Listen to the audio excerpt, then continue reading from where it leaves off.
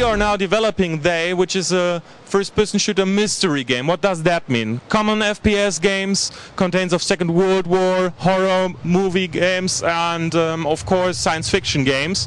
But there are so many famous series in TV, like Lost, like Heroes, and they're very popular. There are nearly no real games out there which are featuring this kind of element. So we decided to create a mystery first-person shooter, and that means that right now this game is only in development since 4 months. So what you're seeing here is something in between an early alpha and a tech demo. And we are developing the game on the PC and for next-gen consoles as well. What you see here is already a PC version which supports DirectX 10 in several technical ways. And yeah, let me tell you something more about the storyline. You're starting in the year 2012 in UK, somewhere close to London, and you're a soldier of a squadron fighting against terrorists, because the fight against terrorism is a big threat at that time, becoming bigger and bigger. The cities are being more and more destroyed. But suddenly from one day to another you are facing a huge invasion of robots. And in the first beginning of the game you're fighting only against robots in various shapes and forms which are killing people without any reason, so you do not know why, and this is kind of a mysterious aspect you're facing for, as you do not get the clue why they are doing so. But during the fight you get the impression they are able to communicate with each other. You're able to actually see that they are forming together, they are trying to surround you, that they are calling for reinforcements and stuff like that, although they are looking more and more stupid. So you get the picture that there must be something bigger behind it, but you don't know what it is. After 10-15% of the game, this is something which we are showing right now, you will get an ability to actually see what is really controlling them. That are the red-looking alien-styled things up there, which you see here. They are called phantoms. Phantoms are spherical beings which are the master brains behind all this invasion, and they are utilizing those kind of robots on various occasions, and they are the really bad guys behind it.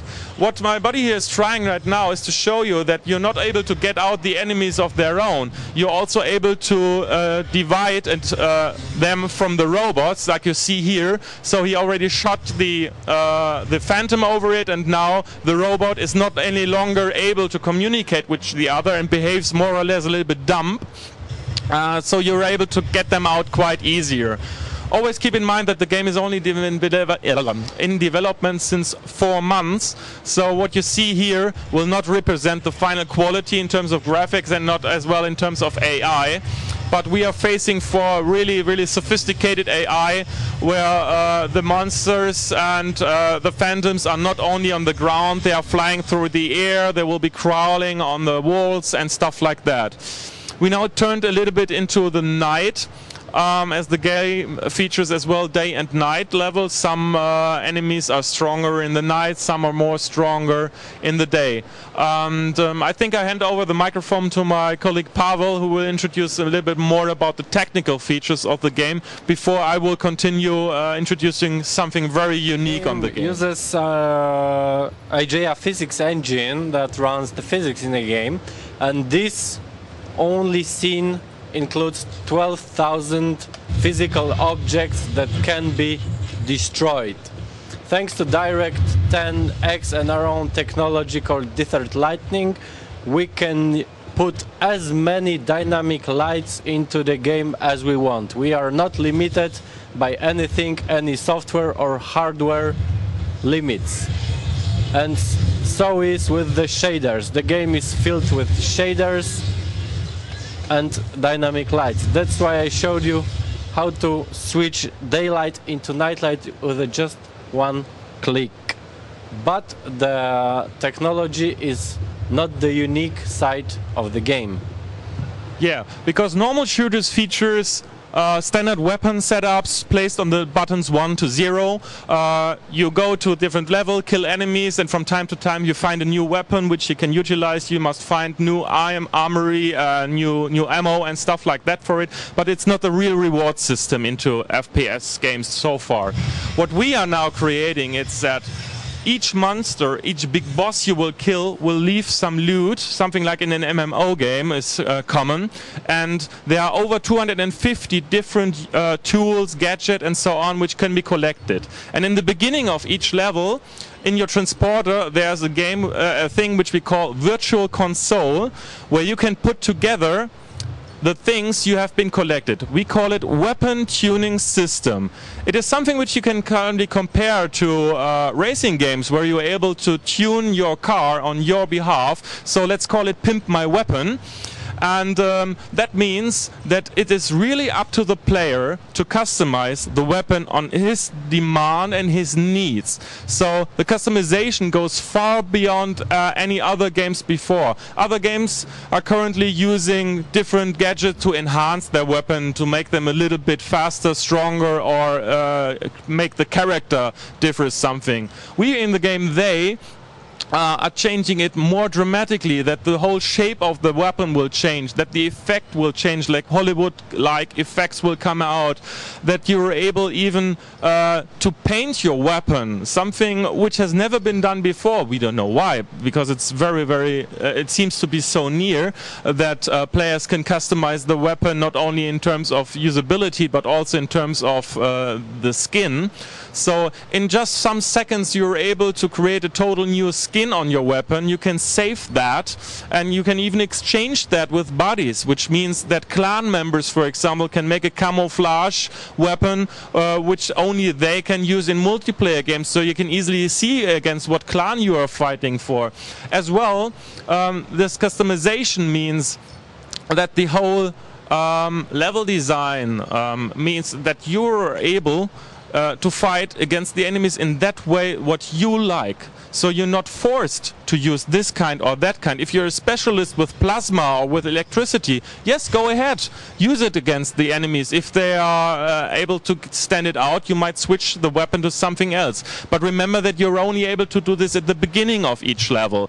So you must customize the weapons on your needs, save them to the slots 1 to 0, like in normal games, and create the weapons you would like to use in the game, and not the weapons the developer or the publisher wants you to use inside the game in terms of gameplay, in terms of game design and so on. So it's really up to you to decide, would I prefer to use this or would I prefer that?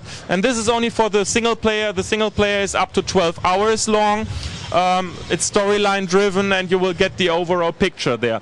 But furthermore, this weapon tuning system means for the multiplayer purposes something even much bigger.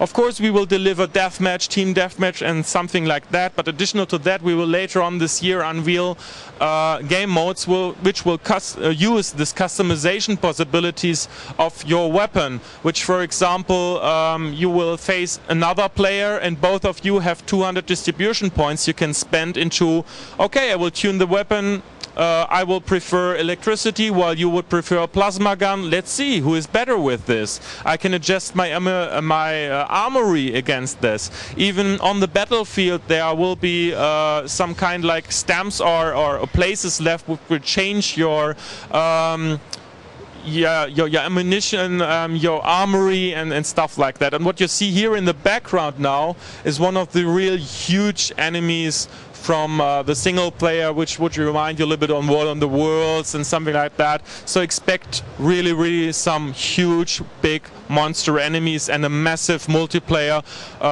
where each player will have a relation to his weapon. The weapon is his best friend. It's almost like a girlfriend for you.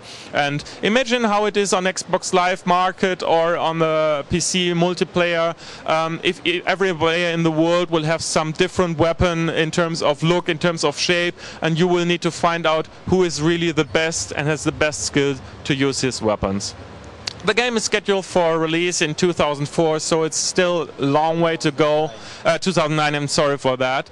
And so expect something more to be unveiled later on this year. And we hope you like the presentation on the game. And if you need to know anything more, please go to www.theythegame.com and you will find more info there quite soon.